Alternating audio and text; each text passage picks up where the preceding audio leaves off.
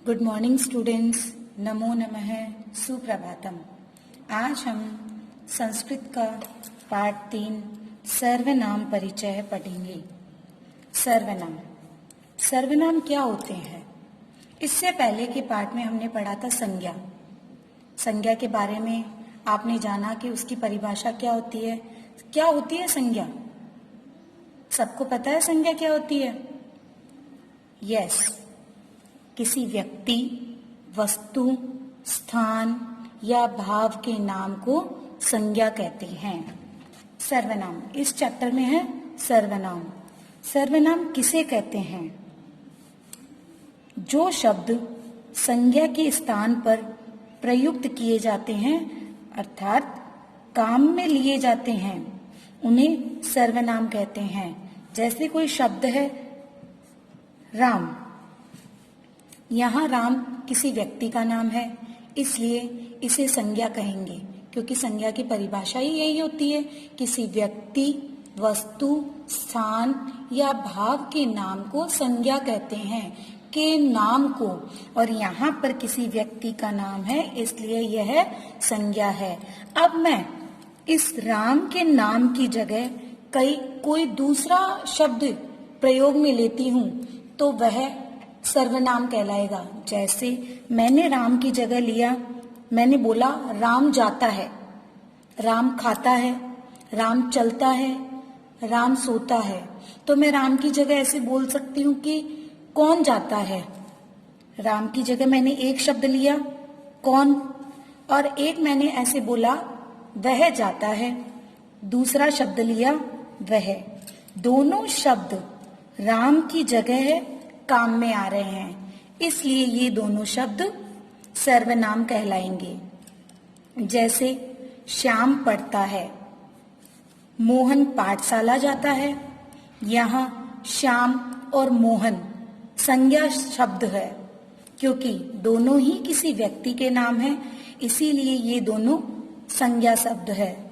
श्याम और मोहन के स्थान पर वह लिखा जाएगा तो वह सर्वनाम होगा।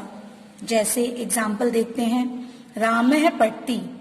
राम अकारांत शब्द है, एक वचन पुल्लिंग। रामः का अर्थ होता है राम, और पठती में पठ धातु है जिसका अर्थ होता है पढ़ना। एक वचन की प्रथम पुरुष की क्रिया है। राम पढ़ता है। अब इसके लिए यदि मैं प्रश्न बनाऊं तो बनेगा क पठती। क का अर्थ होता है कौन, और पठती का अर्थ वही होता है पढ़ता है। कौन पढ़ता है, तो उत्तर बनेगा या तो हम यदि नाम लेंगे तो राम पढ़ता है, और यदि मैं ऐसे बोलूंगी कि मेरे सामने ही वह व्यक्ति है तो मैं ये बोल सकती हूँ वह पढ़ता है। तो स के लिए हो गया वह, और पढ़ती के लिए हो गया पढ़ता है। तो यहाँ पर जो राम के लिए, राम की जगह जो शब्द प्रयोग में आ रहे हैं वे दोनों ही शब्द सर्वनाम कहलाएंगे। उपर्युक्त वाक्यों में रामः बालकः संज्ञा शब्द है। बालकः गच्छति, बालक जाता है। गच्छति में गम धातु है जिसका अर्थ होता है जाना, बालक जाता है। क गच्छति कौन जाता है, स गच्छति वह जाता है। तो क आया यहाँ पर स आया, ये दोनों ही सर्वनाम शब्द है। उपर्युक्त वाक्यों में रामः बालकः संज्ञा शब्द है। यहाँ जो दो वाक्य दिए हुए हैं दोनों में ही राम और बालक संज्ञा शब्द है, जैसा कि मैंने अभी आपको बताया। तथा क और स सर्वनाम शब्द है। क और स सर्वनाम शब्द है, क्योंकि दोनों ही शब्द संज्ञा की जगह काम में आ रहे हैं। अन्य सर्वनाम शब्द जैसे तद का अर्थ होता है वह। एतद का अर्थ होता है यह। किम का अर्थ हो सकता है क्या भी हो सकता है और कौन भी हो सकता है। अस्मद मैं, युष्मद तुम इत्यादि। संस्कृत में सर्वनाम शब्दों को 3 भागों में बांटा गया है। सर्वनाम शब्दों के रूप तीनों लिंगों और वचनों में चलते हैं। संस्कृत में 3 पुरुष होते हैं। प्रथम पुरुष जिसको अन्य पुरुष भी बोलते हैं, मध्यम पुरुष तथा उत्तम पुरुष। उत्तम पुरुष स्वयं के लिए प्रयोग में आता है। उत्तम पुरुष स्वयं के लिए, खुद के लिए काम में आता है। मध्यम पुरुष हमेशा सामने वाले व्यक्ति के लिए काम आता है, सामने वाले व्यक्ति के लिए काम में आता है।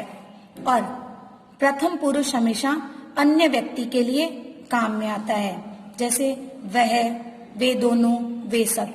ये तीनों एक वचन के शब्द है, ये तीनों द्विवचन के शब्द है और ये तीनों बहुवचन के शब्द है।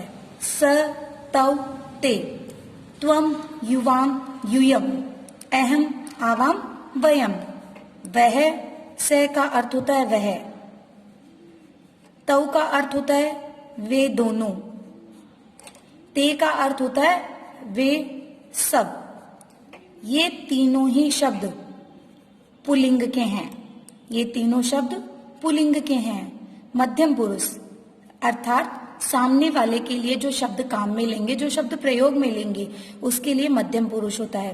त्वम का अर्थ होता है तुम, युवाम का अर्थ होता है तुम दोनों, और यूयम का अर्थ होता है तुम सब।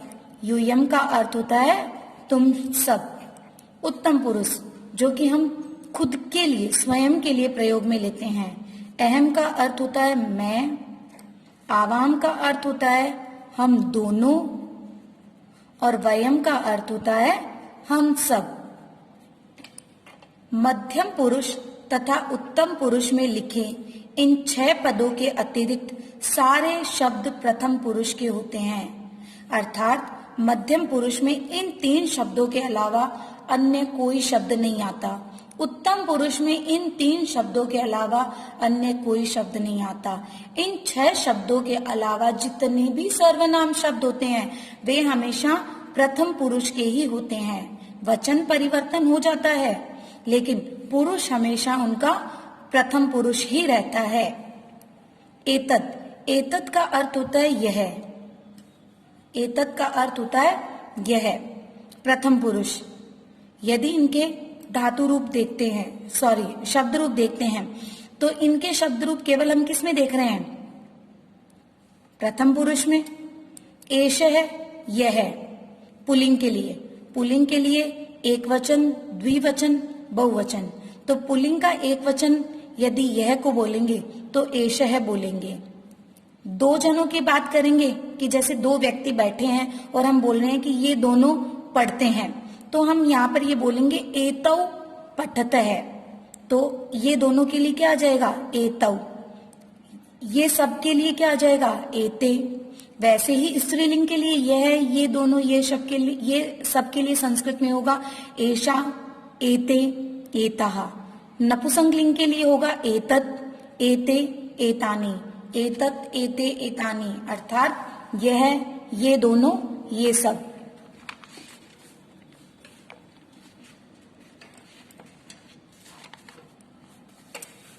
प्रथम पुरुष के कर्ता के साथ प्रथम पुरुष की क्रिया धातु का प्रयोग होता है कि प्रथम पुरुष के कर्ता के साथ प्रथम पुरुष की क्रिया अर्थात धातु का प्रयोग होता है। निकट स्थित वस्तु या व्यक्ति के लिए प्रथमा विभक्ति में एतत्, यह सर्वनाम शब्द का प्रयोग होता है कि हमारे पास में यदि कोई व्यक्ति है और उस व्यक्ति, चाहे वो पुल्लिंग है, स्त्रीलिंग है या नपुंसकलिंग है, तीनों में से कोई भी है, उसके लिए यदि हमें शब्द लेने हैं तो वहां पर एतत् सर्वनाम के शब्द रूप चलते हैं। एष है पुल्लिंग, यह अर्थ में लिया जाता है एक वचन, द्विवचन, बहुवचन। अब यदि हम बात करते हैं कि हमारे पास में कोई बालक है तो हम उसके लिए यदि सर्वनाम में वाक्य बनाते हैं तो यह बनाएंगे कि यह बालक है, ये दोनों बालक है, ये सब बालक है।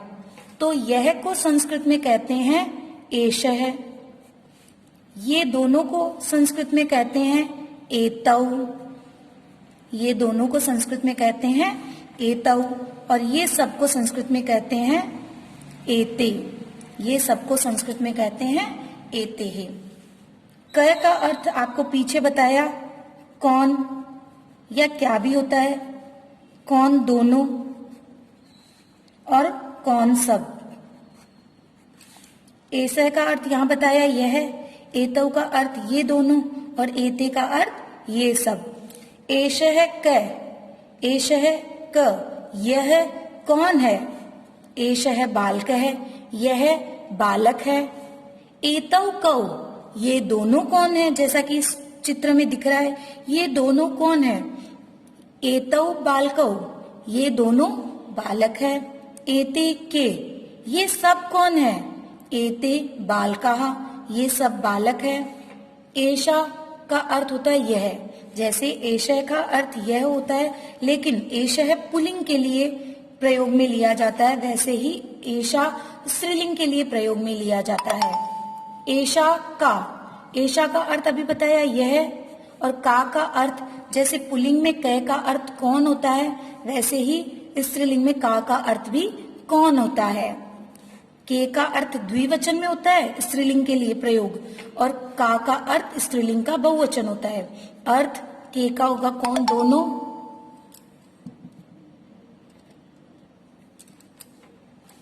और का अर्थ होगा कौन? सब।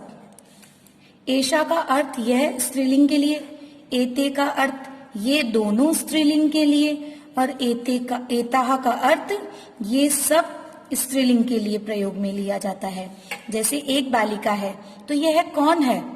एषा का, यह कौन है? उत्तर होगा एषा बालिका, यह बालिका है। ये दोनों कौन है? एते के, ये दोनों कौन है? ये दोनों बालिकाएं हैं, तो एते बालिके, ये दोनों बालिकाएं हैं। एताः का, ये सब कौन है? एताः बालिका, ये सब बालिकाएं हैं। एतत्, यह नपुंसकलिंग के लिए। एतत् किम, यह क्या है? तो यह क्या दिख रही है? पुस्तक दिख रही है। तो एतत् का अर्थ यह होता है, किम का अर्थ क्या? किम नपुंसकलिंग के लिए होता है, क पुल्लिंग के लिए होता है, और का सर्वनाम स्त्रीलिंग के लिए होता है। एतत् पुस्तकम, यह पुस्तक है। एते के, ये दो क्या है? एते पुस्तके, ये दोनों पुस्तक है या पुस्तकें हैं। एतानी कानी, ये सब क्या है? एतानी पुस्तकानी, ये सब पुस्तकें हैं।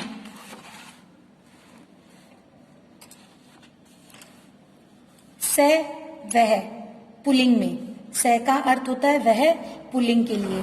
सा का अर्थ भी होता है वह स्त्रीलिंग के लिए। तत् का अर्थ भी वह होता है, लेकिन प्रयोग में लिया जाता है नपुंसकलिंग के लिए। स क, वह कौन है? स बालक है, वह बालक है। स का द्विवचन होता है तौ, और अर्थ होता है वे दोनों, अर्थ होता है वे दोनों। जिस प्रकार से कह का अर्थ होता है कौन, वैसे ही कौ का अर्थ द्विवचन में हो जाएगा कौन? दो। तौ कौ, वे दोनों कौन है? तौ बालकौ, वे दोनों बालक है। ते के, वे सब कौन है? ते बालकाः, वे सब बालक है। सा, वह स्त्रीलिंग। सा शब्द वह के प्रयोग, वह के लिए प्रयोग में आता है स्त्रीलिंग के लिए। सा का, वह कौन है? सा बालिका, वह बालिका है। ते के, वे दोनों कौन है? ते बालिके, वे दोनों बालिकाएं हैं। ता का, वे सब कौन है? ता बालिकाः, वे सब बालिकाएं हैं। तत् का अर्थ भी वह होता है नपुंसकलिंग के लिए। तत् किम, किम का अर्थ अभी आपको बताया था क्या होता है, और तत् का अर्थ वह जो कि लिखा हुआ है। एक वचन के लिए तत्, द्विवचन के लिए नपुंसकलिंग, द्विवचन के लिए होता है ते, और नपुंसकलिंग बहुवचन के लिए होता है तानी। तत् किम, वह क्या है? ते के, वे दो क्या है? तानी कानी, वे सब क्या है? तत् कंदुकम, कंदुकम का अर्थ होता है गेंद, कंदुकम का अर्थ होता है गेंद। तत् कंदुकम, वह गेंद है। ते फले, वे दो फल हैं। तानी फलानी, वे सब फल है। अन्य सर्वनाम शब्द यत, यत का अर्थ होता है जो। पुल्लिंग के लिए यदि बोलेंगे जो बालक, जो दो बालक, जो सब बालक, तो प्रयोग में लेंगे। एक वचन के लिए बोलेंगे य, द्विवचन के लिए बोलेंगे यौ, और बहुवचन के लिए बोलेंगे ये। स्त्रीलिंग के लिए बात करें कि जो बालिका पढ़ती है वह बालिका प्रथम आती है। जैसे हमने वाक्य बनाया एग्जाम्पल के तौर पे कि जो बालिका पढ़ती है वह प्रथम आती है। तो जो बालिका, तो या बालिका एक वचन के लिए, जो दो बालिकाएं तो ये बालिके, जो सब बालिकाएं तो यह बालिका, जो बालिका, जो दो बालिकाएं, जो सब बालिकाएं। नपुंसकलिंग के लिए यथ, जो पत्ता, पत्ते को संस्कृत में कहते हैं पत्रम, पत्ते को संस्कृत में कहते हैं पत्रम। तो यथ यदि नपुंसकलिंग की बात करेंगे जो पत्ता, तो यथ बोलेंगे जो के लिए। जो दो की बात करेंगे तो ये, और बहुवचन की बात करेंगे तो यानी, जो सब।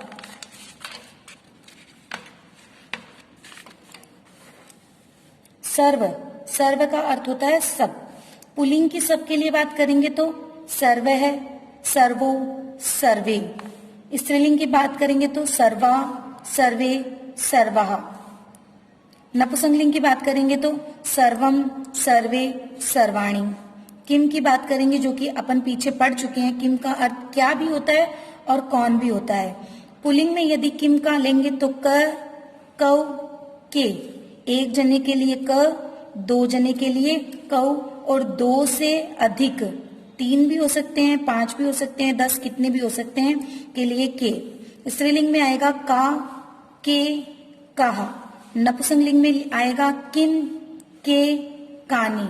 अर्थ कै, का, किन तीनों का अर्थ होता है कौन, और नपुंसकलिंग के लिए हो जाएगा क्या। कौ, के दोनों का अर्थ होता है कौन दो, और के का अर्थ हो जाएगा क्या दो। बहुवचन में के और का दोनों का अर्थ होता है कौन सब, और कानी का अर्थ हो जाएगा नपुंसकलिंग के लिए कौन सब। युष्मत्, युष्मत् शब्द तुम के लिए प्रयोग में लिया जाता है, मध्यम पुरुष का होता है, सभी लिंगों में समान रूप चलते हैं। मध्यम पुरुष त्वम, तुम, युवाम, तुम दोनों, यूयम, तुम सब। अस्मत्, अस्मत्, अस्मत् सभी लिंगों में समान रूप चलते हैं, हमेशा उत्तम पुरुष में होता है अहम, मैं, आवाम, हम दोनों, वयम, हम सब। वार्तालाप है, वार्तालाप का अर्थ होता है बातचीत, वार्तालाप का अर्थ होता है बातचीत। राम है, राम, श्याम है, श्याम। राम और श्याम के बीच में वार्तालाप हो रही है, बातचीत हो रही है। तो राम क्या कहता है, त्वम किम करोषि। करोषि में क्री धातु है जिसका अर्थ होता है करना, और मैंने आपको पहले ही बताया था धातु हमेशा कर्ता के हिसाब से चलती है। तो कर्ता मध्यम पुरुष का एक वचन है, इसलिए क्री धातु का वर्तमान काल का मध्यम पुरुष का एक वचन का धातु रूप होता है करोषि, और जिसका अर्थ होता है करते हो। किम का अर्थ पढ़ा था क्या, त्वम का अर्थ होता है तुम, त्वम का अर्थ होता है तुम। त्वम किम करोषि, करोषि का अर्थ बताया करते हो, तुम क्या करते हो। तो श्याम उत्तर देता है अहम पठामी। अहम का अर्थ होता है मैं, और पठामी में पट धातु है, पठामी में पट धातु है जो कि धातु अहम के हिसाब से चलती है। अहम शब्द रूप उत्तम पुरुष का, अहम उत्तम पुरुष का एक वचन है, इसलिए पट धातु का भी उत्तम पुरुष का एक वचन होता है पठामी। पठती, पठते, पठंती, पठसी, पठते, पठत, और पठामी उत्तम पुरुष में आता है पठामी। अहम का अर्थ होता है मैं, पठामी यानी पढ़ता हूँ। राम फिर पूछता है अहम राम है, राम बोलता है अहम राम है, मैं राम हूँ। त्वम कै, तुम कौन हो। श्याम है, अहम श्याम है।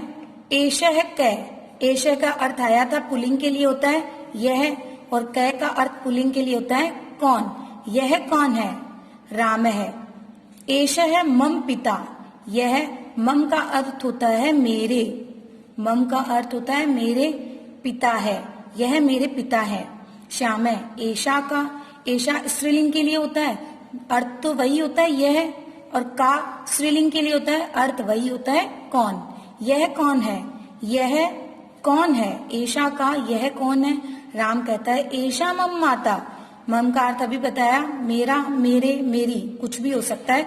वो डिपेंड करता है कि यहाँ जो शब्द दिया हुआ है वो कौन से लिंग का है। तो यह मेरी माता है। श्याम है, एष है क, यह कौन है?